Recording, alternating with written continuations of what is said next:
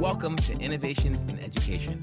I'm your host, David Adams, CEO of the Urban Assembly.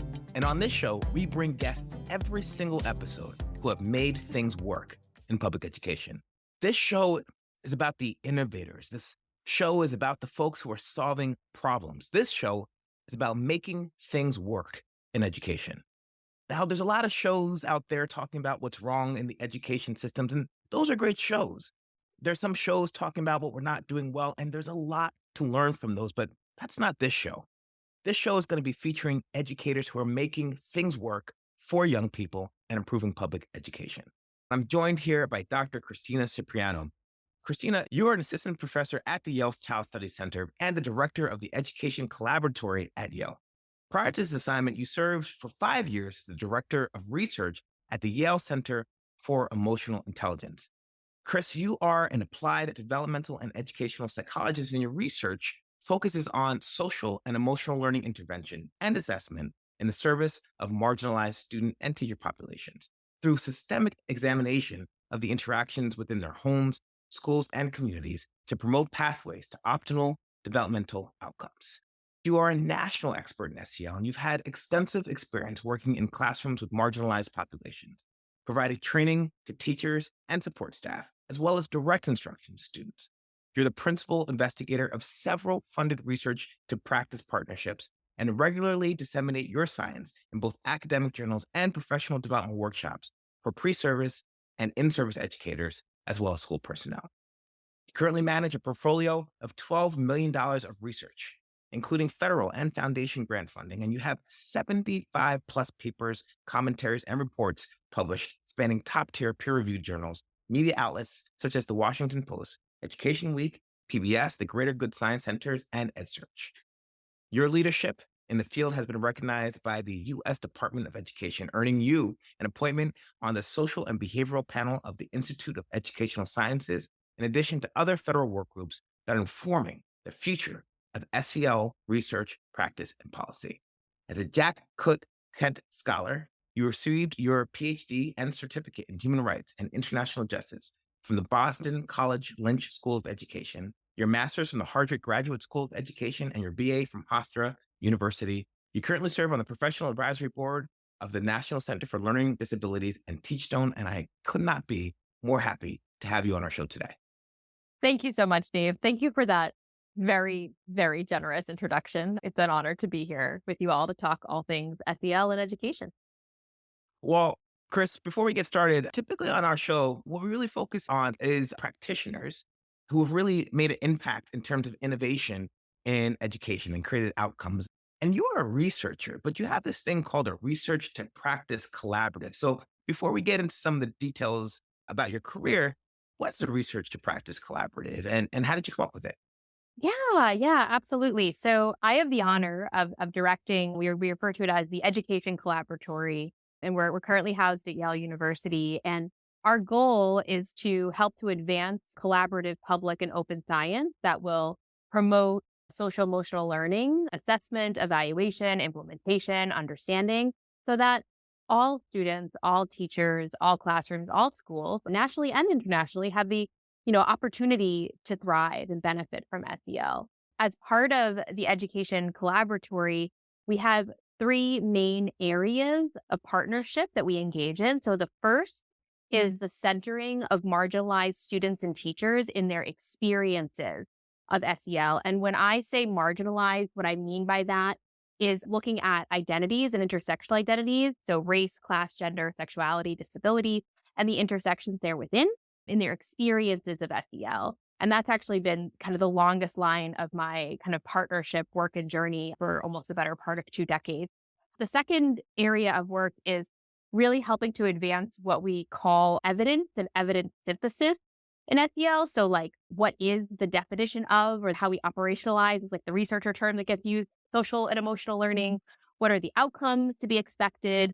How were they kind of derived? How do we understand the implementation of it? And how do we move that information from kind of a place where it sits, in an academy behind peer review, behind paywalls, and put that evidence in the hands of, public stakeholders, in the hands of teachers and leaders and families, so that they can make data-driven decisions around, like what we know and or what we need to know in the context of, again, school-based social and emotional learning. And then the third area of collaborative science is the co-construction of school-based SEL assessments. And so really helping to create data points that support teachers and leaders and parents in understanding a student's or a school's SEL implementation journey. So, like, what is the data that you need to understand how that experience of a program or approach or strategy is benefiting a particular kid, classroom, or community? And, how can we improve upon that? And so we engage in these kind of long-term co-construction collaborative processes where we help to develop and, really identify like what is the data that would be critical here, who needs to be involved to actually conceptualize that data, what does that look like, and then, go through the whole build process so that that data is there to help support school communities. And in that regard, I just want to call out, like, I use the term assessment, and that's what I'm talking about. But I want to acknowledge that, many other folks like me who kind of sit in universities primarily may use the term assessment differently. And so really want to just like broaden our thinking about what we're talking about. We mean like measuring within schools and how we can promote data that's, democratized and right back in the hands of kids and classroom teachers in school. You talked about so much and everything from marginalized populations to synthesizing evidence around data-based decision making. I recently had a guest on, Sean Nelms, and he ran East High over in Rochester, and the University of Rochester had a really tight relationship with the Rochester School District to really take what they knew around high quality education and start to operationalize and implement it in a real world scenario. So Mm. tell me a little bit about like what's the gap as you understand it between the university and the main street of education in terms of understanding evidence, implementing evidence in ways that translate to student outcomes. Oh boy. Well, do we have more than an hour? So there's a couple of things that come to mind. So that's a big question. The first term that comes to mind when you ask me that question is that we need to understand where legacy in knowledge and funds of knowledge come into play. And so what I mean by that is at the university, there are legacies of funds of knowledge of the ways in which we like quote unquote do research, the way that scientists engage or researchers engage, you know, with schools or on schools. And I hopefully you could hear some of my like sarcasm in saying that like there's kind of there was a legacy of, the ways in which researchers would engage with school partners that maybe wasn't like a totally like equal playing field, right? Like talk like historically speaking. And so there's the undoing of that legacy, or rather the evolution of that line of work to help to support really, meaningful, equal partnership where the funds of knowledge are, not living within a university and rather are shared and distributed and grounded in the community partner, grounded in the school and the partner's experience. And then, like, similarly within schools and thinking about school systems, there's a legacy of funds of knowledge and how we engage in data that is, riddled with examples of ways in which certain types of either assessment, evaluation, placement, and programming, implementation, curriculum, we could go all day, right? That, have benefited and or disadvantaged some students more than others, like early and often across their school experiences, particularly in the United States, right? And so we're working to disentangle those pieces, and that's going to vary widely across generations and across the country. And so then you put the two of them together, and we really need to, be open to evolve in how we work and what we're working on so that that learning is co-constructed and we're moving applied science forward. I think about it as applied science. I imagine I have colleagues who may not use that same term, but so that it is really relevant and still rigorous, like from a, academic standpoint, and like best possible methods and measures that center the experience of the community partner, of the school, of the student, and the need for their, use of and data, outcomes, progress, et cetera, that will help in that school-based evolution. There's a lot there and a lot of room for evolution and growth on kind of both ends. We kind of all move ourselves forward. I want to take this Yeah, notion of please. applied silence a little bit more deeply, right? Because as a researcher and a developmental researcher and a person who's got her background in psychology, talk to me about this notion of applications, right? Yeah. We have Rand who spends a lot of time thinking about like how to apply research to the real world. Mhm. But I get the sense that the ivory tower is less kind of gung ho about applications of educational research than we are, I think, in the education space, who's like, hey, just show us some cool stuff and we can think about what implementation looks like. Well, okay, yeah. So there's a couple of things there. So first, maybe let's just like out myself. I'm a first generation high school graduate. So my dad went to school through 8th grade. I still can't believe I'm on the faculty at Yale. So when I hear comments about, ivory tower or, academia up there, over there on the behind the wall, I kind of take pause because I think there are increasingly more and more people like me who are in spaces and places that people wouldn't assume they wouldn't be within the academy. So you just kind of like hold that one there. And in terms of applied science, so in psychological research and in, thinking about children, adolescents and their progression, the ways in which it was traditionally studied, there was like basic science of understanding how these different types of constructs and outcomes develop over time and trends in kids and youth. And then it was applied to school settings, applied to out of school settings, applied to in the family, in the university, et cetera, et cetera. And applied developmental science really helps to understand that growth in those trajectories in context as we kind of help to understand and help to improve the conditions to thrive for youth. Um, I'm using the term applied science in the sense that we can take the best possible measurements, the best possible ways of thinking about and knowing about how we like what we know in youth trajectories and in kind of what kind of inputs produce what, the likelihood of certain kinds of outcomes for kids.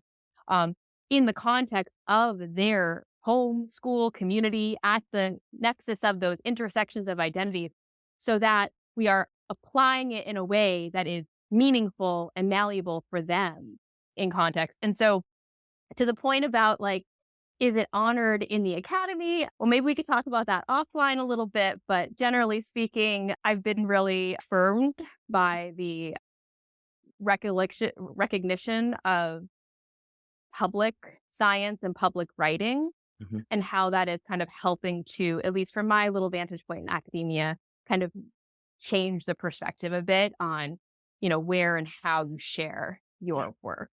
Because, it's like, as I'll just say, yeah, I have to publish in peer review journals and so forth, but I really care about if the message is getting to like the classroom, the school board meeting, the kitchen table.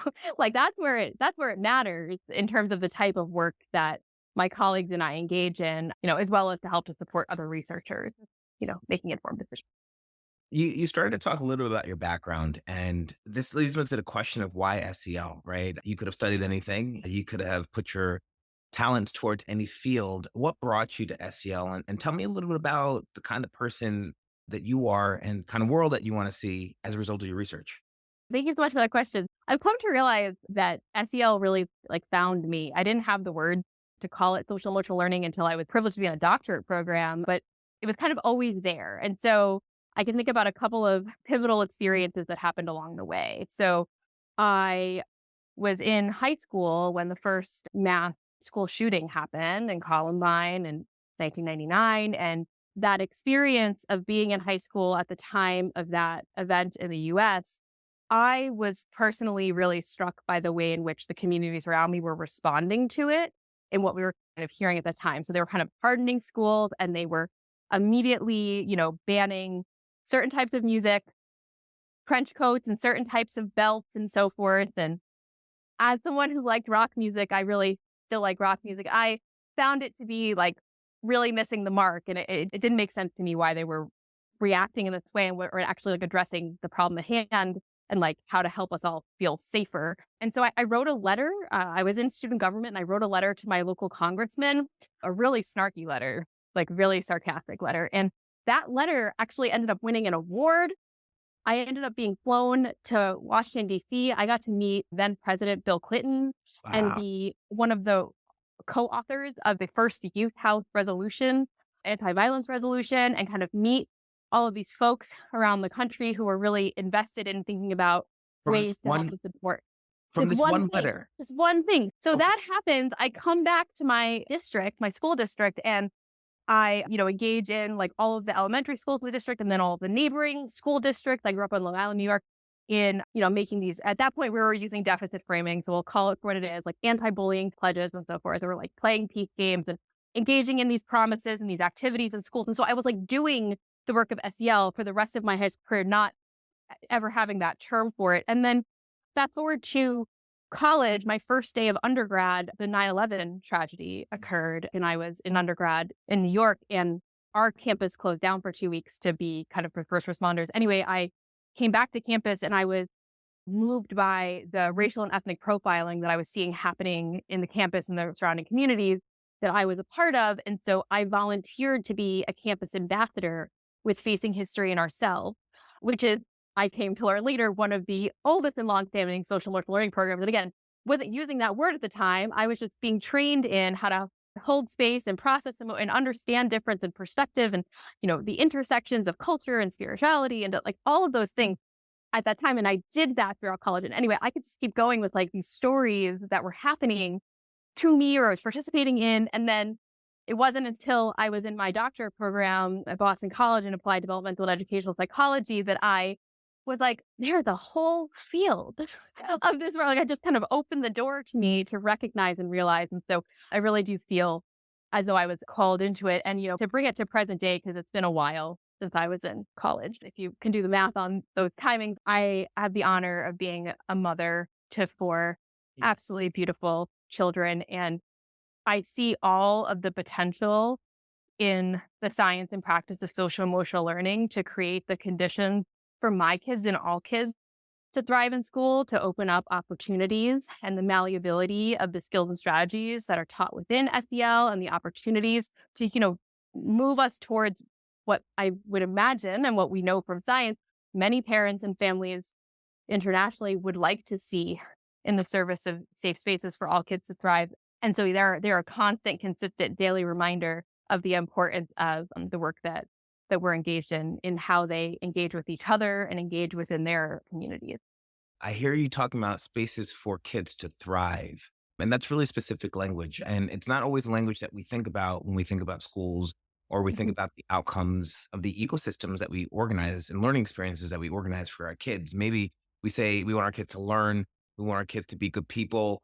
Yeah, to really find, find those opportunities to engage deeply in connection, relationship building, finding common interests and those that are unique interests that turn into passions, right? In the ways in which they kind of choose to move forward. Of course, the academics are important. I'm not going to say that that's not kind of a piece of it. Academics are, definitely a currency to overall success in the current global economy that we're in, but they're not everything, right? And so, I'm just as concerned about the ways in which, my children and children worldwide are able to kind of respect and accept each other, engage in, meaningful conversation, understanding differences. I mean, let's be serious. There's lots of things going on right now that maybe suggest that the adults around them are not so capable of doing that sometimes, right? So how can we evolve and support our students to evolve so that this next generation has the toolbox of resources to really define that connection and to support the conditions to thrive?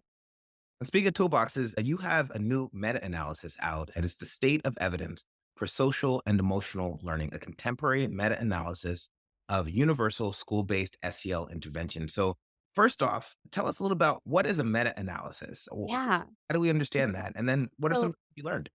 absolutely. So a meta-analysis is a very specific type of statistical technique that looks at, it's called the corpus of studies or all of the available evidence in a given sector. And it presents specific statistics referred to as effect sizes of what is the magnitude or the strength of the outcome. So as opposed to looking at, you know, one SEL program or one region of SEL or, one trial of SEL in one district or one state, what a meta-analysis of SEL and what ours does is it looks at all of the available studies of evidence of SEL and then breaks down key, inputs, what are the different aspects of program, implementation features, and outcomes that we can expect to see.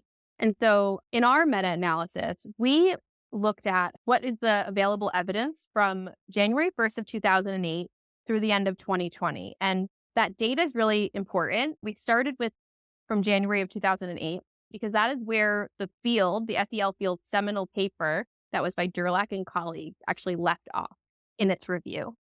And in our meta-analysis, we looked at all experimental trials of SEL globally over the course of this time period. So we looked at the effects of over 400 studies representing over 50 countries, over a decade of evidence, and more than 500,000 kids ages 5 to 18 to look at what could we glean as the expected effectiveness of social and emotional learning. And I'll tell you, Dave, as somebody who is interested in and invested in advancing SEL, I'm really interested in understanding the nuance in how all these programs are different and kids are different and, what are the different mechanisms there. And I was nervous in doing this review because I knew how different all the programs were. And I knew the possibility that we could actually not find a significant overall effect here. And so I was the first to be surprised when we found and conducted this review that it is a fancy statistical term. It's a 3-level hierarchical model, which means if you put everything into the pot, is SEL effective? And the big primary answer there is yes. Yes, it is effective with a moderate effect size, which is outstanding in terms of evidence to stand on of the effectiveness of SEL. And then we looked at 12 outcome domains, 12 contemporary outcome domains of the types of skills and strategies and psychosocial and academic outcomes that we would hope to see students benefiting from in SEL. And we found significant positive effects in 9 of the 12 domains from this evidence, which is really outstanding. So we know that students who participate in SEL programs have increased skills, attitudes, and behaviors, but it's not just any types of behaviors. We actually found that there's significant effects in both their pro-social behaviors, so being friends and friendly to each other, as well as their civic behaviors. So for programs that taught those skills, there were benefits there, which, not all programs do, but it was quite interesting to be able to see that we found that evidence, again, at scale.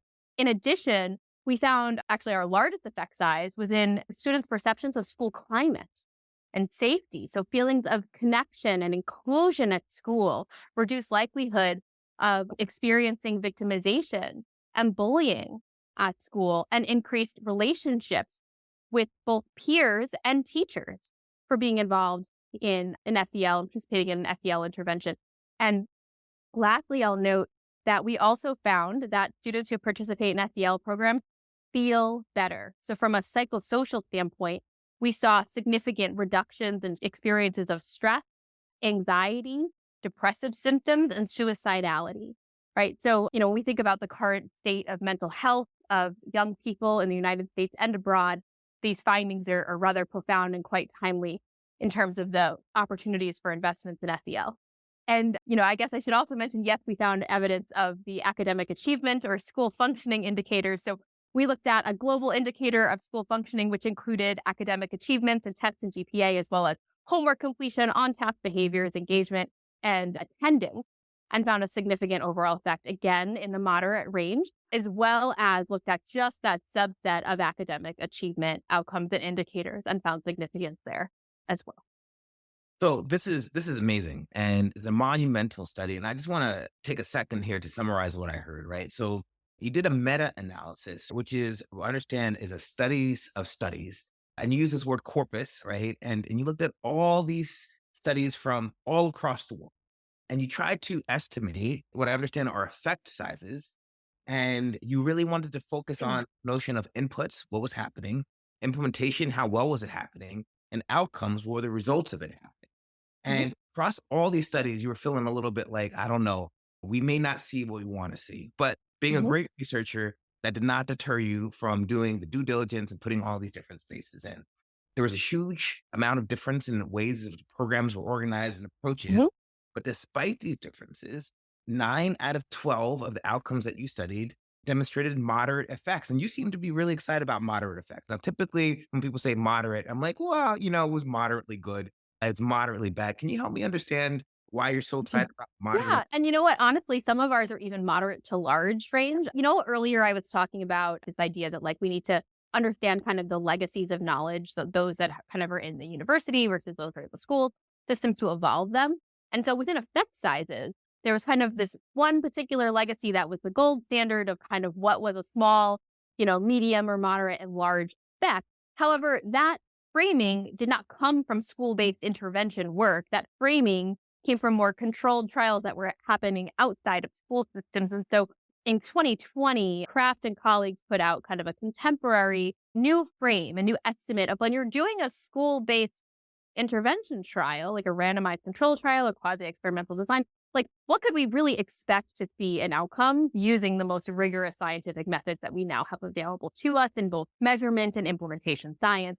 And the reality is that those kind of larger effect sizes that we're seeing before have a likelihood of not replicating in contemporary times as a result of the way we measure what we measure, open science practices, pre-registration, and so forth. And so, anyway, without going down like too much of a nerd rabbit hole there, I can say with confidence that the effect sizes that we found are something to be very, very proud of in light of the word that gets used in science is the heterogeneity. So kind of the level and degrees of differences of what was put in and the ways in which we were, very carefully helping to support optimizing and maximizing all of the data. So I'm a big proponent of inclusion in my life across all aspects of it. So it's not just, in thinking about the ways in which we engage with people, it's also the ways in which we engage as scientists. And so from a statistical standpoint, being all inclusive of the ways in which schools across the world talk about SEL, the types of strategies and skills that are taught. So prior to this review, Stephanie Jones and colleagues, extensive work at EASL, had mapped over 700 skills and strategies, over 136 frameworks of social emotional learning. In our review, we documented over 4,000, right? And that's like about, it's been about 5 years since our initial work came out. And so it really just goes to show like how we are evolving. Our field, our world is evolving in the heterogeneity of the terminologies that was used. Could I have kept the parameters or like the goalposts small in this review and maybe found a large effect size? I bet I probably could have, but I didn't do that. I kept it wide. I was all inclusive and really did it with best possible practice of open science of here's what in practice terms, here's what the public is saying SEL is. Let's Mhm. analyze that effect size. And so, yes, I'm very excited about the moderate effect, and I encourage you all to be as well. Well, let's take some time to talk about that because you named some areas in which the moderate effects were demonstrated. And I Mhm. don't know that folks are always aware of the relationship between social and emotional learning or skill development and some of the things that you talked about. So let's take one by one, if you would. Let's start off with civic development. I know you didn't expect me to start there, but civic development, let's talk a little bit about that. Mhm. Social emotional learning program or exposure to these programs have a moderate or large effect or small on students' ability to interact with each other, students' Mhm. sense of patriotism. So it wasn't patriotism. I want to call that was not a term. We did like we open coded, and so patriotism did not show up. I want to be very clear about that. But it was an increase in civic attitudes and behaviors. So like interest in participating in a civic or democratic process at school, any sort of like voting related to kind of sharing a voice or diverse perspective, recognition of the differences of opinion, perspective, origin within the system. Those were kind of what was falling within that kind of civic attitudes and behaviors. And what we found was that students who participate in social emotional learning show this significant outcome in this area. And again, it's at scale. So it's a global indicator, but you could, because I'm an open science nerd, like our team, we mapped all of it out. So someone could say, I want to see all of the studies that had civic attitudes and behaviors as an outcome. I want to look at each one of those outcomes. It's all up there on open science for folks to kind of strain their way through to kind of look at those elements. I want to speak to this because we're living in a time where some of the areas that you just talked about, and we're going to talk about some other areas as well, Mhm, pro-social behavior and academic outcomes. But mhm, some of the areas that you talked about are areas of intense need or intense concern in our society, right? This notion mhm, of participating in a democratic space, being willing to consider individual versus collective outcomes. These are things that are not just important to educators and social emotional learning, but to society itself. Absolutely. I can't say enough about that. And it'd be interesting to know, like, so we're currently doing update right now to our review because when you do a review like this, it's basically immediately out of date by the time you finish the analyses. And so we're doing the update and kind of definitely catching more studies that are looking at civic attitudes and behaviors as an outcome. Whether or not the study itself, the SEL program, actually has that explicit component in it. So I want to like Mhm. clarify that, right? It doesn't mean that certain programs or that all programs do, or even should for that matter. It's rather what we see in the outcomes in terms of like, the ways in which kids are engaging in their school communities and those increased civic attitudes and behavior. It's almost as if the concepts of social emotional learning can be applied across a range of pro-social behaviors, and civic development is one of the illustrations of how social emotional concepts are showing up for young people. Yeah, I love the way you just framed that, Dave. Yeah, absolutely. Our research firmly would support that illustration. Well, let's move to another one of your outcomes I think that are really interesting here. We know learning loss is one of the key concerns coming out of the pandemic. I know that I have read, how could we focus on social and emotional learning when our kids are 9 months behind in math and 7 months behind in reading? And I actually have read specifically from certain groups that social emotional skills shouldn't be included at all in an academic context because we should be focusing on the content. But I'm hearing from your study that social emotional learning exposure has an impact on students' academic outcomes. Tell us more about that. Absolutely. We could talk about this one all day. So, we found, again, moderate evidence of social emotional learning impacting student academic achievement outcomes and also their overall school functioning. So, things like homework completion, on task behavior, engagement, attendance rate, in addition to all of those SEL skills that you would think that the program would implement. Now, a couple of things that are really important about this finding in the context of learning loss. So, first, we found this robust evidence with only 17% of the studies in our sample actually reporting an academic achievement outcome. And so I have a hunch, we have a lot more than a hunch actually, that if more studies would have reported academic achievement outcomes, we may actually have an even larger effect to speak to in this way, because we're really only looking at a small subset of this broader population of SEL programming to be able to speak to this claim. And that is kind of an interesting and really important application and opportunity as we're kind of evolving together in science and practice of having access to kind of the outcomes that are matter to us, right? If that's what matters, if we want to know how it's shifting, how it's supporting students. And, I personally have a hard time with this frame of learning loss, but for supporting students to kind of quote unquote catch up, as folks would say, and kind of make those academic gains, well, we need to be reporting it in a way so that, folks like myself and others can produce that research to show really the strength and the magnitude of that association. I also just want to clarify, from a psychosocial standpoint, we think about what we know about learning and academic learning and memory and attention and cognitive processes. We should not be separating them, right? This is kind of, we talk about the legacies of knowledge, right? The legacy of knowledge prior would have said that like emotions are over here and like, calculus is or whatever, like science is over here.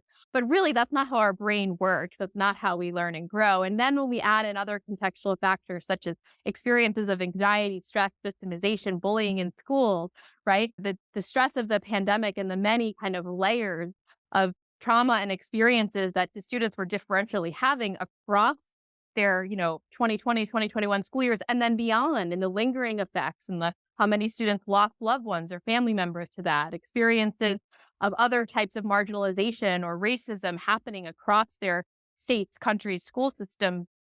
There's a lot there. That's a lot for any one of us to be navigating. And so we know there's strong science to support the connection between investing in students' social emotional health and well-being concurrent to production of academic achievement. And I have a hunch that if we had more academic achievement outcomes at the proximal level, we would be able to even speak to this with much stronger magnitude of effect.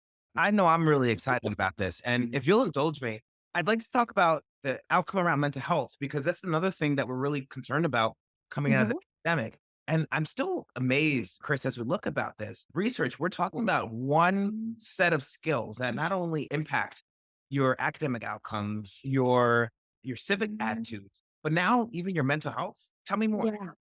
Yeah. So our research found that students actually feel better. So like globally feel better psychosocially. So what does that operationalize as? It's the outcomes of like reductions in anxiety, reductions of experiences of stress, depressive symptoms, a decrease in what is referred to as externalizing behaviors, as well as reductions in suicidality, among some others across our research.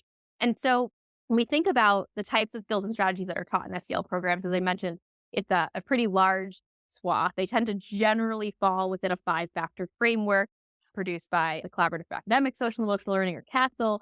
But within that frame of what are these kind of larger bucket skills, when we start to know ourselves and understand the ways in which our affect or our emotion are showing up in how we engage, and we start to recognize the ways in which affect is showing up in others around us, and then we have those skills and strategies to help to monitor and regulate and apply that affect in productive and healthy ways so that we can make responsible and healthy decisions in support of ourselves and others, engage in different types of behaviors that are productive and useful for our learning, our friends. I mean, you could go on and on and on. There's seemingly an endless amount of possibilities there.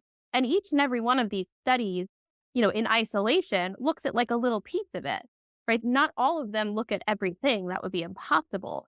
But when you look at them across, when you look at this huge corpus of studies and science that's available, I mean, the results are rather profound in being able to say that, like, why wouldn't you invest in this type of programming in light of the possibility and promise of these outcomes?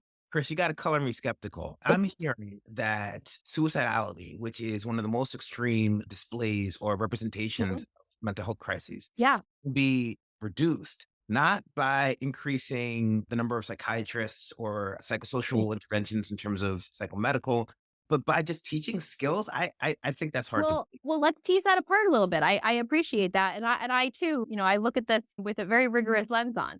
So social emotional learning, from the types of interventions that we studied in this, were universal. So tier 1 or prevention science programs. The key word here is prevent, Mm, right? If you have the skills and strategies and you have, increased safety within your school system, you are less likely, you being students are less likely to move into places where they're at a tier 2 or tier 3 level where more kind of significant mental health supports would be warranted, right? So it's helping to kind of buffer those conditions so that at tier 1, for all kids, we have access to, healthy relationships and a safe space to learn, and knowing how to manage our emotions in ways that are kind of meaningful for our school day, and the ways in which our peers are responding to us, right? Creates those mechanisms, those moments. I'm not saying any one of them, like our research is not saying that like any one type of strategy is going to produce that outcome, but rather when you look across studies and say, if you have these conditions available and students are participating, again, universally in this type of programming, you see evidence of significant reduction.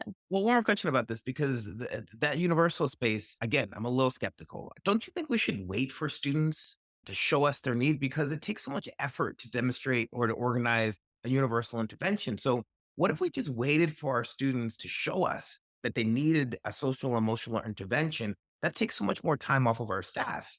Don't you think?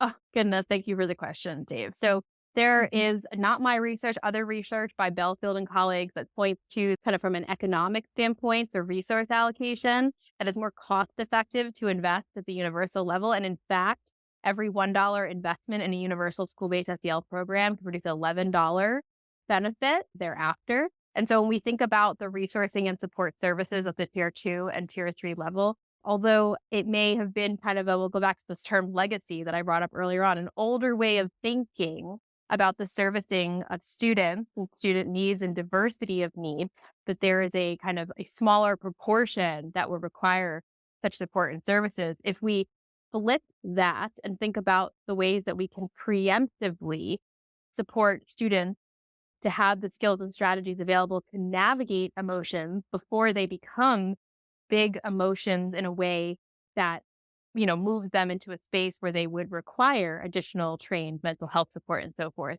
We're, doing a public service for all of our kids. Wow. So it sounds like you have a vision here of an approach to social and emotional learning in which all students are equipped with the kinds of skills and interaction that allow them to promote thriving, that word that we came back to in the Mhm. beginning. And it sounds Yeah. like your research would demonstrate that this is an approach that has some effect at scale. It does. It absolutely does. And then some. And I am thrilled and excited to say, like, we are, engaged in a number of large scale partnership studies right now. And this update to the evidence synthesis edition to like both understand the nuance.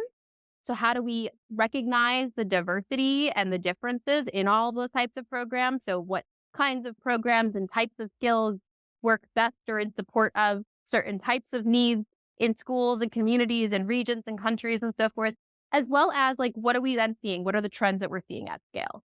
Right. So, it could help to, again, support us to advance the science and practice of SEL. Now, last question on this, Chris. I know you talked about 9 significant outcomes, and one of the key ones that you had reflected on was this notion of perceptions of school climate and culture, Mhm. reductions in bullying, increases in perceptions of safety.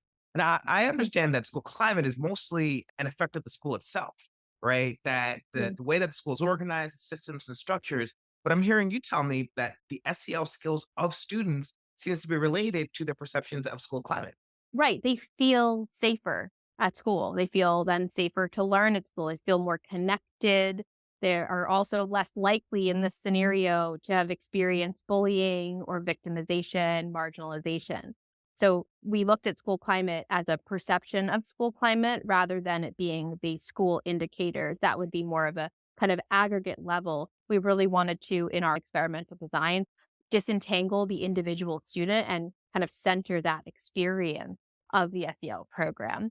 We anticipated there would be some positive effects here. The work of Juliette Berg and colleagues over the past couple of years has been continuing to move the field forward and kind of thinking about the role of school climate and how school climate can be this moderating factor in many of the types of outcomes you want to see for youth. But to be able to find so very clearly and effect size over zero point 0.3 that students' perceptions of school climate at scale, increase so significantly and positively. And then when we look and distill down to like what were those measures to see these perceptions of inclusion and connectedness and relationship, it really speaks again to the potential for benefit from, having engaged in an SEL program. That's incredible. I mean, everything from school climate to mental wellness and thriving to Mhm. pro-social behavior to academic outcomes is presented, or I should say justified or even solidified by the Mhm. work that you've done with thousands and thousands and thousands of studies. And I want to say this one more time, Chris. And you said I could have included less studies to get a stronger outcome, but I Yes. really wanted to do this in the most rigorous way possible.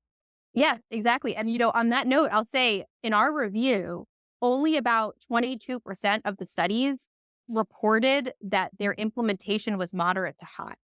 And so when we talk about like quality of implementation, right? We are, as applied practitioners ourselves, right? We are invested in highest quality offering. Older science may have said we only want to look at the effects of the high quality implementation. And that's where you'd see the largest effect. And of course you would, right? But that's not reality in the ways that schools operate. It's not that people are intentionally not implementing with the highest quality. Rather, there's a lot going on in school. And so sometimes the asks of certain types of programs or interventions may be incongruous to, the ways in which the school is, seeking to engage in youth. So to then think about it that way and say, well, the school was doing or the programs were doing the best that they could in the conditions of like what is real in their school day. To then see that positive effect is again, this is why I am so excited about this. And I'm just keep trying to share with folks. Really, the science is all here. And so I'm just thrilled to have the opportunity to share it. And now, Chris, just for the sake of clarity, we've talked about a number of these significant outcomes, but I'd love to get through all 9 significant outcomes that you demonstrated as the result of your study on the state of evidence of SEL. Tell me what we got. Absolutely. So we saw increases in students' social emotional skills, their attitudes and beliefs, their pro social behaviors, their civic behaviors, their peer relationships, their school functioning, which includes academic achievement, and their perceptions of school climate. And we saw significant reductions in their externalizing behaviors and their experiences of emotional distress. From one approach, which is social and emotional, I can't understand why anybody wouldn't stop what they're doing right now and think about how can I invest in universal SEL programs? I'm with you, Dave. And you Totally with said you on 11 to 1 return on investment in it. terms of what we put in versus what we get out. Absolutely. And I'm thinking about if I were a school or a district, how could I take this research and start to do something about it in my own area so that I can get some of these outcomes that you demonstrated in your research? So one, we have robust, significant evidence for the effectiveness of implementing universal school-based SEL programs. So adopting programs at your school, like this isn't a question about should we, it really now turns to like a which one will we adopt and how will we do it and who will be responsible for it. So I encourage folks to move in that direction and seek guidance from organizations like Castle and others who have great, frameworks and guidelines and decision planning for districts and states. In addition, our research found that teachers are the strongest implementers of universal SEL programs. When teachers implement the program, they have more robust and significant effects. This was a moderator, is the term that was used. And so that means investing in adult development and adult support of social emotional teaching of how to implement would be a great kind of way to engage professional development funds as well as for pre-service educators in their training and support. And lastly, I'll note our results were across K to 12. So there isn't this thing that like SEL or emotion only belong for the little kids or in elementary school. We found effects across the academic continuum. So if you are already adopting an SEL program, thinking about the ways in which SEL and kind of that shared language and support of students' social emotional health and well-being can be carried from elementary to middle to high school is of paramount importance. Well, Dr. Cipriano, I am convinced. I'm a guy who likes to look at evidence, and the evidence that you've given me today tells me that SEL is one of the key elements of what it means to be educated in 2023 and beyond. And as we're looking at some of the effects of the pandemic and using this framing of thriving, sounds like SEL is something that we need to be investing in across our country so that all students can thrive and get some of the outcomes that you put forth in your paper. I hope so, for the betterment of all of our kids. I certainly hope so. Thank you so much for the opportunity to connect with you about it today. It's an honor to contribute. And thank you, Dr. Cipriano, for the time that you spent on this research study. And we look forward to seeing more schools adopt some of the outcomes that you have demonstrated in the work that you've done. Thank you. Thanks for listening to our latest episode of Innovations in Education, where we bring education leaders who have made things work in the education sector. If you like this episode, please subscribe so that you can hear more great content around innovations in education. I've been your host, David Adams. Have a great day.